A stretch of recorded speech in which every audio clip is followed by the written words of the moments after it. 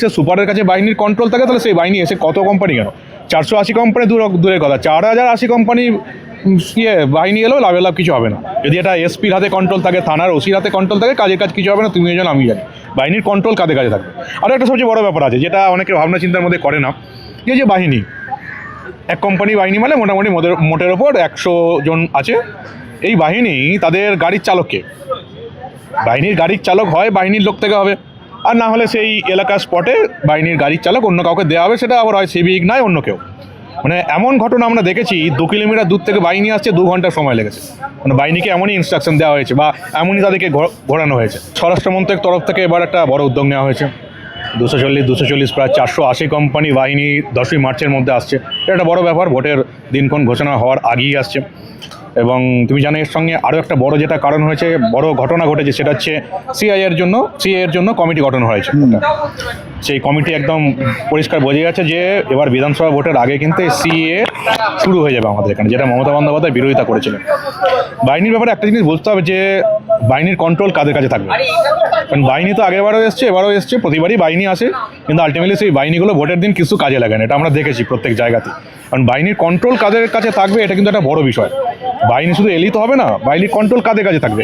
যদি জেলা পুলিশের সুপারের কাছে বাহিনীর কন্ট্রোল থাকে, তাহলে সেই বাহিনী এসে কত কোম্পানি কেন 480 কোম্পানি দূরের কথা, 4080 কোম্পানি বাহিনী এলেও লাভ কিছু হবে না। যদি এটা এসপির হাতে কন্ট্রোল থাকে, থানার ওসির হাতে কন্ট্রোল থাকে, কাজের কাজ কিছু হবে না। তুমি জানো, আমি জানি, বাহিনীর কন্ট্রোল কাদের কাছে থাকবে। আর একটা সবচেয়ে বড় ব্যাপার আছে, যেটা অনেকে ভাবনা চিন্তার মধ্যে করে না, যে বাহিনী, এক কোম্পানি বাহিনী মানে মোটামুটি মোটের ওপর 100 জন আছে। এই বাহিনী তাদের গাড়ির চালককে, বাহিনীর গাড়ির চালক হয় বাহিনীর লোক থেকে হবে, আর না হলে সেই এলাকার স্পটে বাহিনীর গাড়ির চালক অন্য কাউকে দেওয়া হবে, সেটা আবার হয় সিভিক নয় অন্য কেউ। মানে এমন ঘটনা আমরা দেখেছি, 2 কিলোমিটার দূর থেকে বাহিনী আসছে, 2 ঘন্টা সময় লেগেছে। মানে বাহিনীকে এমনই ইনস্ট্রাকশন দেওয়া হয়েছে বা এমনই তাদেরকে ঘোরানো হয়েছে। ফলে বাহিনী করছি, ঠিক আছে, স্বরাষ্ট্রমন্ত্রক খুব ভালো সিদ্ধান্ত নিয়েছে, নো ডাউট। ভোটের আগেই বাহিনী পাঠানো, আমাদের রাজ্যে এরকম বাহিনী ছাড়া তো আর ভোট হওয়া সম্ভব নয়। এমনকি বুথের মধ্যেও বাহিনী দিতে হবে। বুথের মধ্যে যেভাবে ইভিএমের সামনে তৃণমূলের নেতা নেত্রীরা বসে থাকে, লোকজন ভয়ে ভোট দিতে পারে না, বুথের মধ্যে একটা বা 2 জন করে বাহিনী দিতে হবে, যাতে অন্তত বুথটা ফাঁকা থাকে, ইভিএমের পাশ থেকে ফাঁকা করে দেওয়া হয়। প্রত্যেকটা সিসিটিভি যে রয়েছে, সিসিটিভি লাগানো হয়, সেগুলো যেন চলে প্রত্যেকটা ইয়েতে। যেটা সিসিটিভি বন্ধ হবে বা দেখতে হবে না নির্বাচন কমিশন, সেখানেই ভোট স্টপ করে দেওয়া উচিত। কথা হচ্ছে বাহিনী চালাবে কে, এটা সবচেয়ে বড় প্রশ্ন, যে বাহিনী চালাবে কে। থানার ওসি আর জেলার এসপির হাতে যদি বাহিনীর দায়িত্ব থাকে, তাহলে 4800 কোম্পানি বাহিনী এসেও কিছু লাভ হবে না। কালকে সুপ্রিম কোর্টে এই এসআইআর এর শুনানিতে একটা বড় রায় দিয়েছে একটা সুপ্রিম কোর্ট, যে জুডিশিয়াল সিস্টেমের হাতে বিষয়টা তুলে দিয়েছে। তুমি হয়তো শুনেছো বিষয়টা। এটাতে কি তৃণমূল নিজেদের জয় হিসাবে ঢোল পেটাচ্ছে, যে এটা মমতা বন্দ্যোপাধ্যায়ের জয়, মমতা বন্দ্যোপাধ্যায়ের জয়, তৃণমূলের জয়। কিন্তু আসলে যে তৃণমূলকে থাপ্পড়টা মারা হয়েছে সুপ্রিম কোর্টের থেকে, এটার ইম্প্যাক্ট কতটা পড়তে পারে বলে মনে হয় তোমার? দেখো, নবান্নের বিজ্ঞাপনে মিডিয়া চলে, বলে মমতাকে খুশি করতে হবে, এটা স্বাভাবিক ব্যাপার। এই নিয়ে আলোচনা করে কোনো লাভ নেই। বাংলার অধিকাংশ mainstream media, TV channel আর খবরের কাগজগুলো নবান্নের বিজ্ঞাপন পায়, সেই অনুযায়ী মমতাকে খুশি করে চলতে হবে, খুব পরিষ্কার কথা। কথা হচ্ছে যে এই যে জুডিশিয়াল সিস্টেমে গেল, সিস্টেমটা কাদের হাতে ছিল তো ইআরও এবং এআরওদের হাতে। সেগুলো কারা? সেগুলো তো মমতা বন্দ্যোপাধ্যায়ের সরকারি কর্মী। যত রকমের বাঁদরামি তারা করে এসছে সব জায়গাতে, বিভিন্ন জায়গাতে, এবং সেই ধরাও পড়বে এরা। শয়ে এই ইআরও জেলে যাবে যদি নির্বাচন কমিশন ঠিকঠাক স্টেপ নেয়। এবার জুডিশিয়ারের হাতে গেছে, এরা ভাবছে জুডিশিয়ালকে আমরা কিনে নেবো, জুডিশিয়ারিকে, কিন্তু সেখানে বিচারক থাকবে, জেলা জাজ থাকবে, আর রেজিস্ট্রার জেনারেল থাকবে। খুব একটা সোজা ব্যাপার হবে না, কিন্তু তাদের হাতে নথি যাবে, তারা নথি চেক করবে। আর ইলেকশন কমিশন কিন্তু এটা কিন্তু পরিষ্কার হয়ে গেল, যে তাদের হাতে কিছু থাকছে না, কিছু থাকলেও কিন্তু এই যে নথি চেক করার ব্যাপারটা কিন্তু এখন এদের হাতে যাচ্ছে। তো মমতা বন্দ্যোপাধ্যায় বা তৃণমূলের তারও বাঁশই হলো।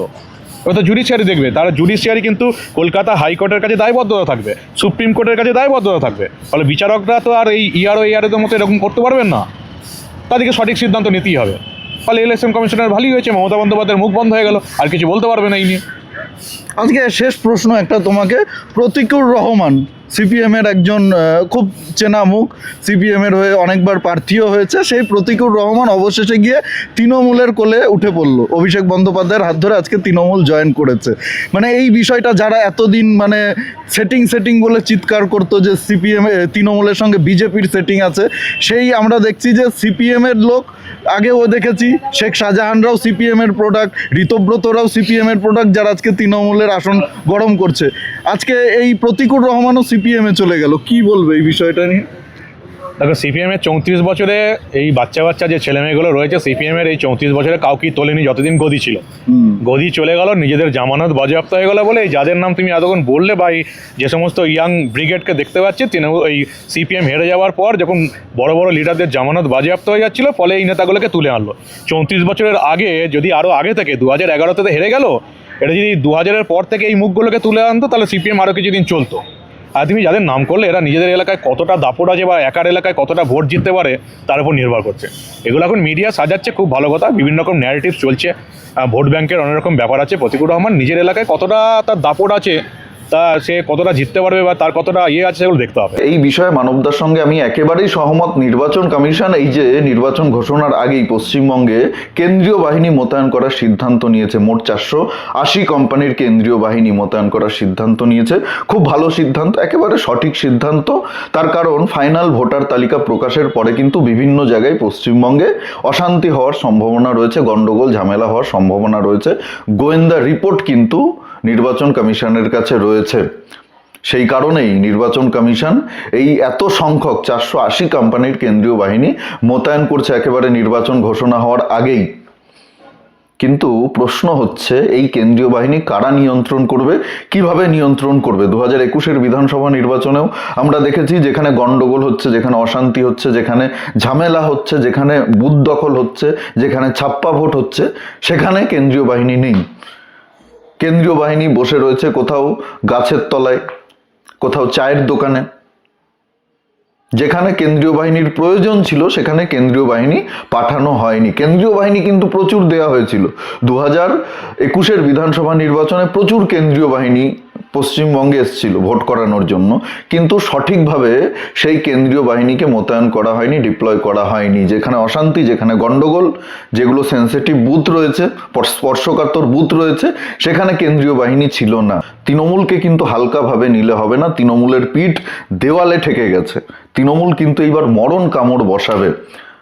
যে কোনোভাবে, যে কোনো উপায়ে তৃণমূল ক্ষমতা ধরে রাখার চেষ্টা করবে, এবং তার জন্য তৃণমূল সব কিছু করতে পারে, সব কিছু করতে পারে, সব রকম পরিকল্পনা করতে পারে তৃণমূল কংগ্রেস। এটা হালকাভাবে মোটেই নেওয়া যাবে না। নির্বাচন কমিশন যদি মনে করে ওই আইপিএসদের হাতে কেন্দ্রীয় বাহিনী তুলে দিয়ে নির্বিঘ্নে ভোট হবে, শান্তিপূর্ণভাবে ভোট হবে, তাহলে নির্বাচন কমিশন মূর্খের স্বর্গে বাস করছে। আমার মনে হয় নির্বাচন কমিশন এরকম কোনো সিদ্ধান্ত নেবে না।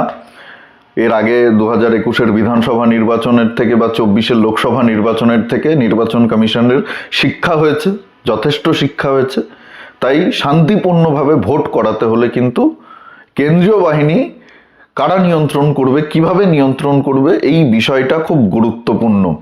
তৃণমূল কংগ্রেস কিন্তু 1 ইঞ্চি জমি ছাড়বে না।